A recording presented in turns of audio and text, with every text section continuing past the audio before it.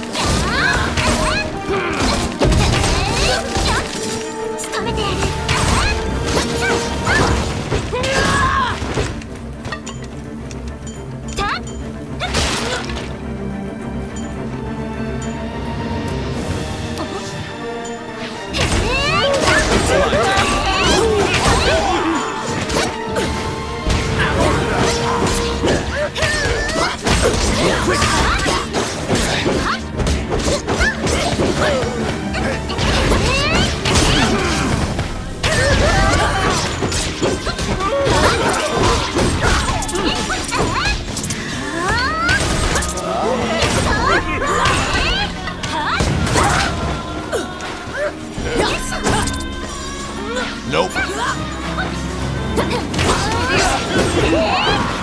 Outstanding. I got it. Done. Oh, I can do that. Oh my. Out of the blue, a mouse darts out and leaps onto your palm. The rodent claims to be the apprentice of Wallace the magician. He says he was tasked with caring for the laboratory while Wallace was gone, but it is beset by malevolent magic users.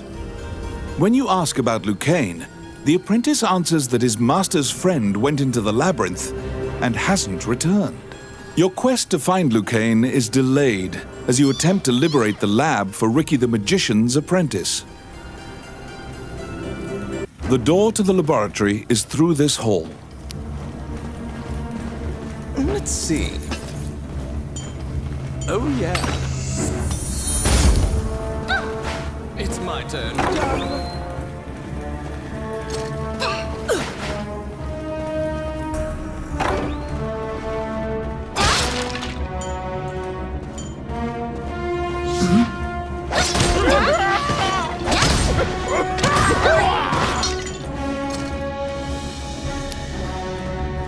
I got it. Voila!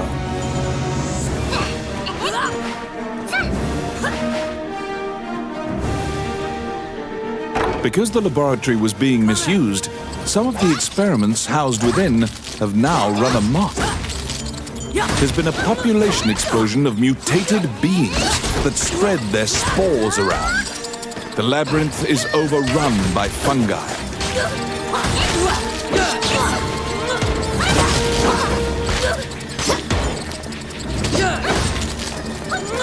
It's my turn. Oh, yeah.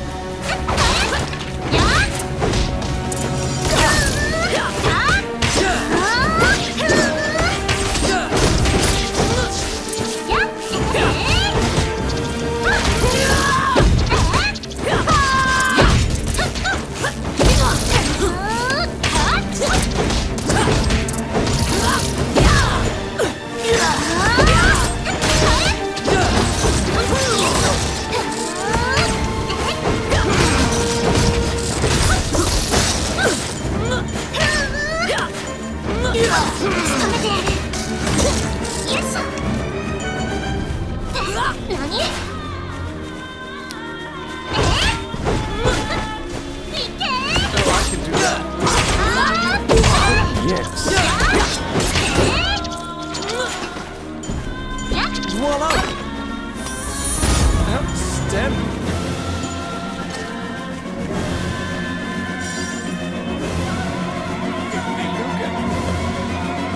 Enemies? They're here.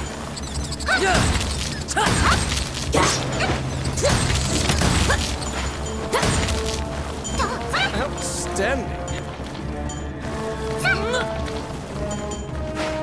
Oh, I can do that.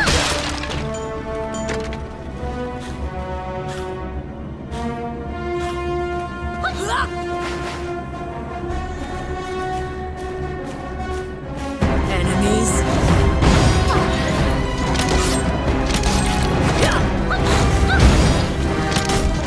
Destroy the cocoons before they hatch, or they'll keep coming.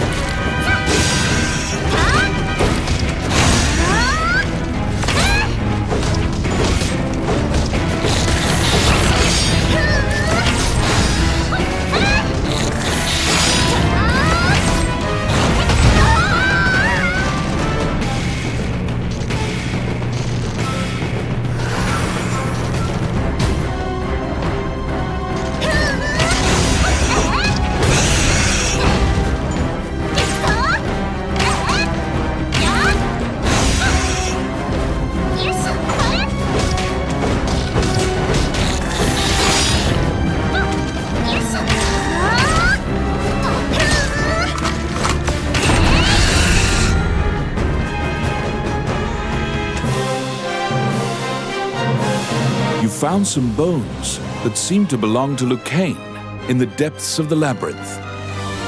The tattered raiments and jewelry leave no doubt that the corpse is indeed Lucane's.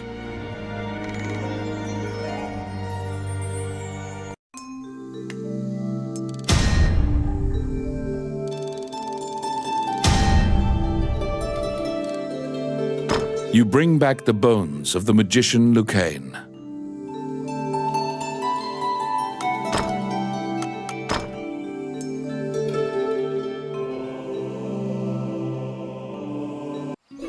You found Lucane, but he was dead. You imagine the fairy will be overcome with grief, but you need to return to her.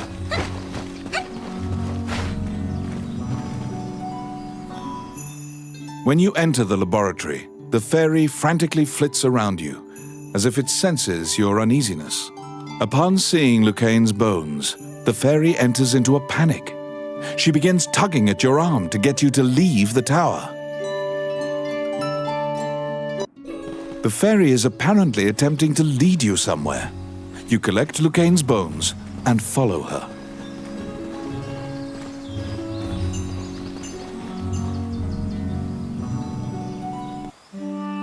As you enter, a kindly voice echoes from the back.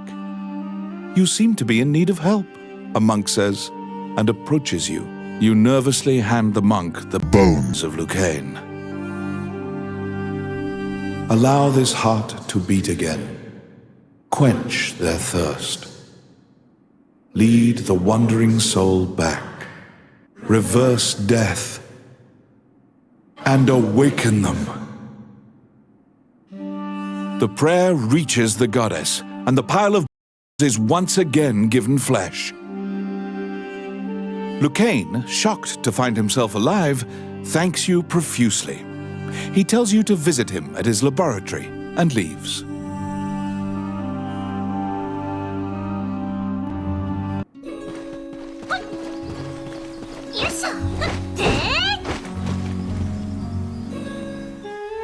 The magician Lucaine is waiting for you in the laboratory of the old tower.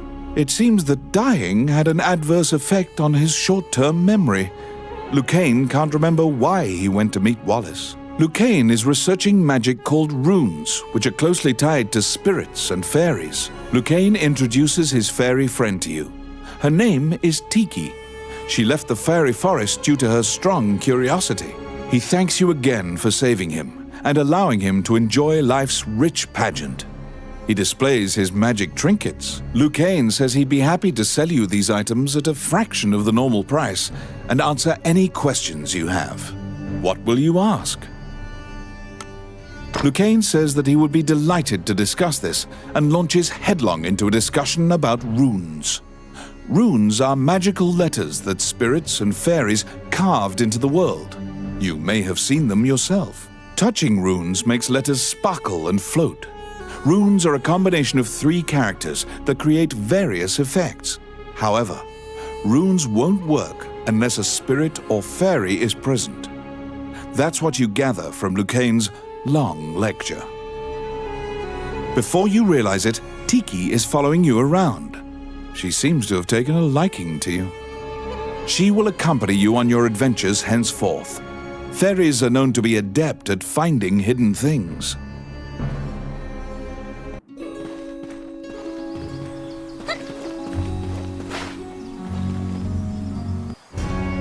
A letter from the castle has come to you via the guild. It simply says to report to the castle in all haste. You're back. You have a request.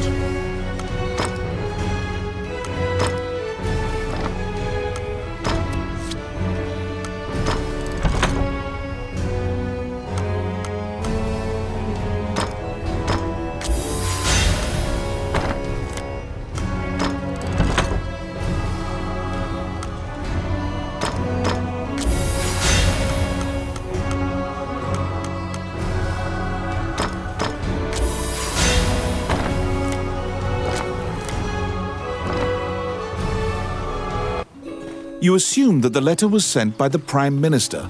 Perhaps he has another request for you.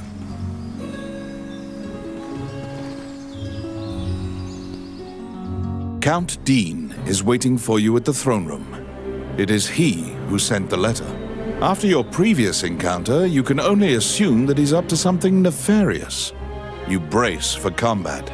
The guards have drawn their swords and are blocking the exit.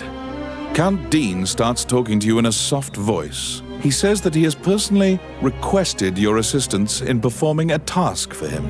He wants you to scout Bilberin Fortress on the border. This underground fortress is a well-known structure. Originally built to defend against the Orc army, it now lies in Orc hands. scout them, and learn their invasion routes. It is a very dangerous mission, but refusal means that you will be at the mercy of Dean's guards. You accept. Per Count Dean's request, you agreed to infiltrate and surveil the subterranean fortress at the country's border. Welcome to my shop. What would you like?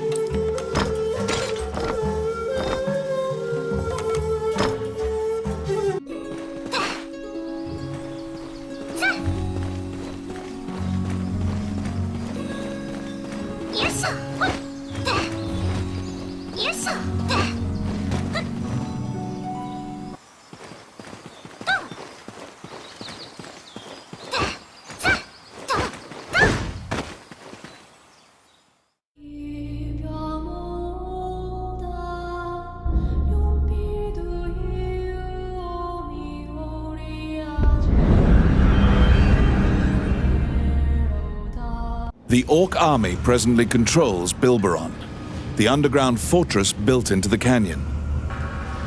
The King's army has been mounting a fierce offensive to try and reclaim the fortress.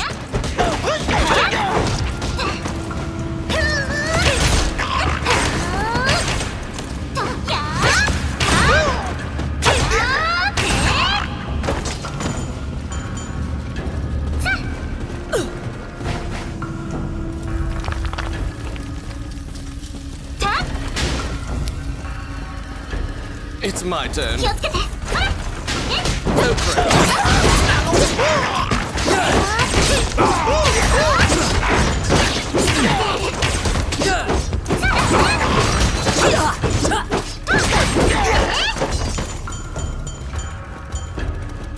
Outstanding.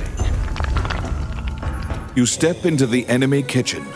A corpulent chef grabs a goblin instead of meat and suddenly stops. The cook, sensing your presence, stares directly at you. Luckily, her sight's not so keen, so she doesn't notice you. Eventually, the chef returns to her meat cutting. You use the goblin's screams to mask your escape.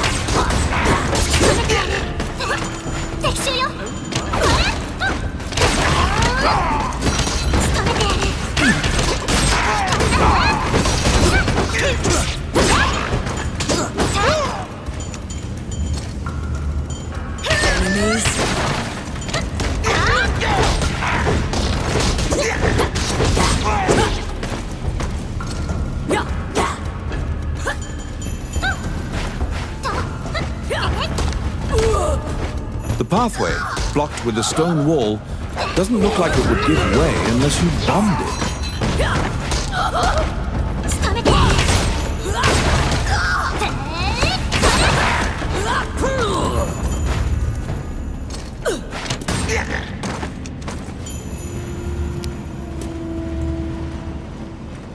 I got it.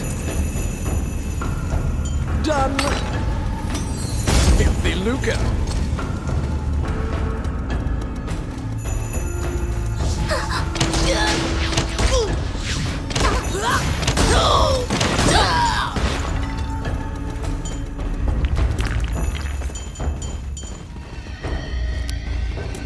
Oh, I can do that. Oh, yes. Oh, yeah. They're here.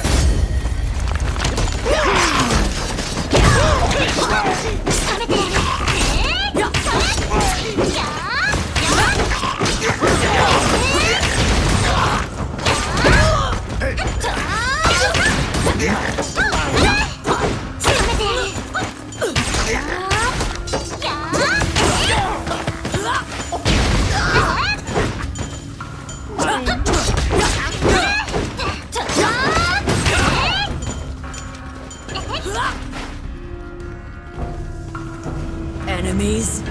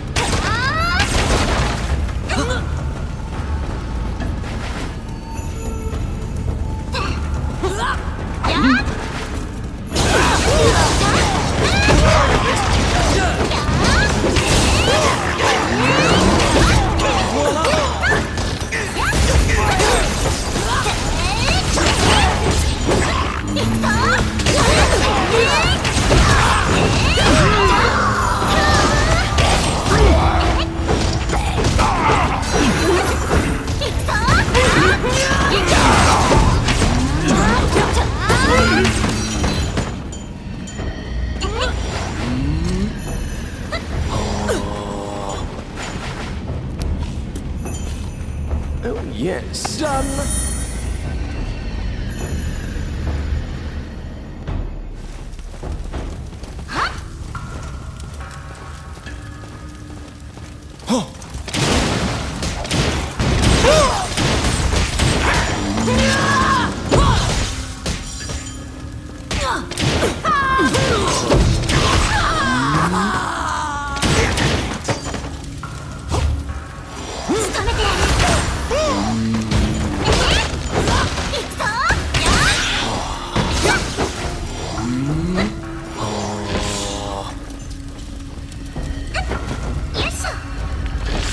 Oh, I can do that.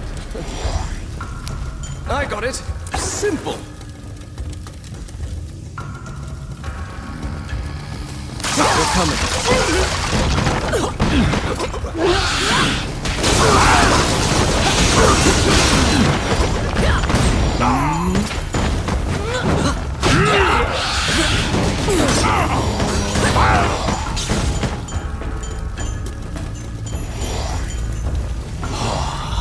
Filthy Luca.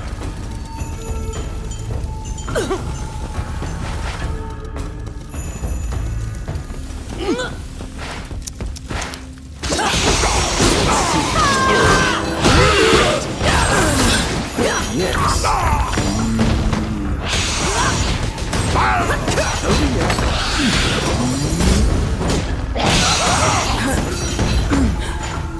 Come at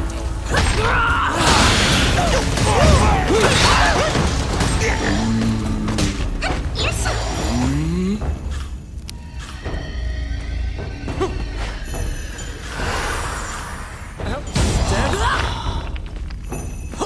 Let's see. Voila.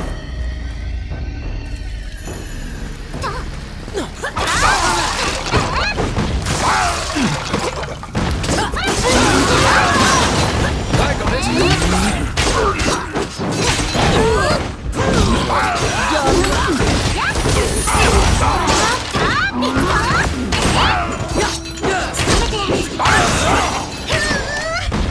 Oh my.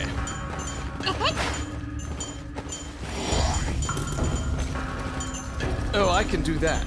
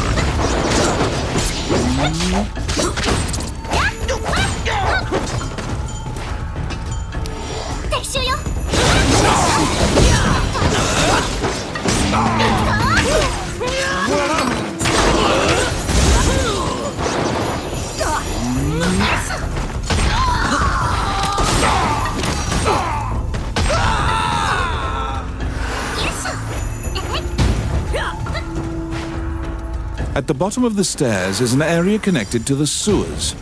This seems your most likely escape route.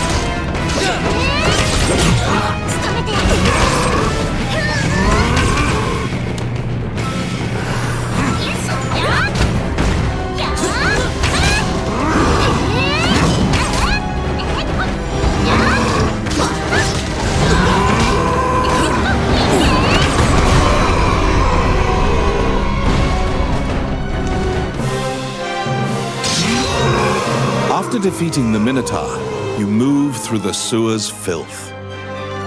The reconnaissance mission went well. You gathered intel and slipped back across enemy lines.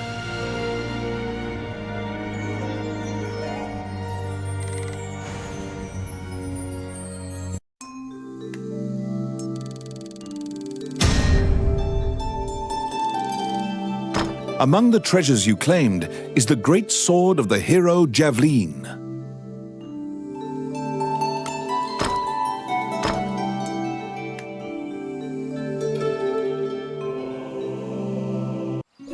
You succeeded in acquiring intel on the underground fortress. This job will be completed once you report to Count Dean.